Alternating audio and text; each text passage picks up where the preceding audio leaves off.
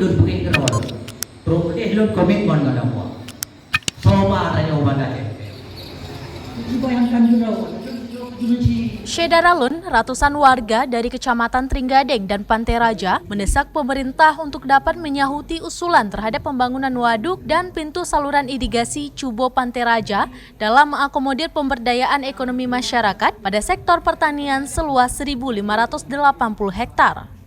Desakan itu disampaikan dalam penutupan musyawarah rencana pembangunan atau Musrenbak tingkat kecamatan yang berlangsung di Aula Kecamatan Trenggading dan turut dihadiri 2 anggota DPRK dari daerah pemilihan atau Dapil 4, Hasan Basri dan Nazaruddin Ismail serta pejabat setempat. Kepada serambinews.com pada Rabu 16 Februari 2022, para tokoh masyarakat mengatakan usulan pembangunan pintu tanggul irigasi itu sejak 2010 lalu telah diusulkan untuk menyahuti pengairan bagi belasan ribu petani di Kecamatan Pantai Raja dan Trenggading serta Kecamatan Bandar Baru. Akibat belum tersahuti pembangunan pintu irigasi Cubo Pantai Raja menyebabkan suplai air menjadi tidak maksimal bagi para pembajak tanah sawah.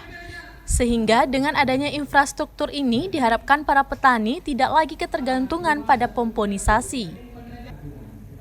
Kepala Badan Perencanaan Pembangunan Daerah atau Bapeda Saiful Rashid mengatakan, Musrenbak tingkat kecamatan ini dalam upaya menyahuti berbagai usulan masyarakat dari 222 gampong dalam 8 kecamatan untuk program pembangunan anggaran pendapatan belanja kabupaten atau APBK. Karenanya, Pemkab Pijai sangat berharap segenap masyarakat untuk mendukung prioritas tersebut sesuai Kanun Rencana Program Jangka Menengah atau RPJM, agar sejalan dengan arah kebijakan pembangunan.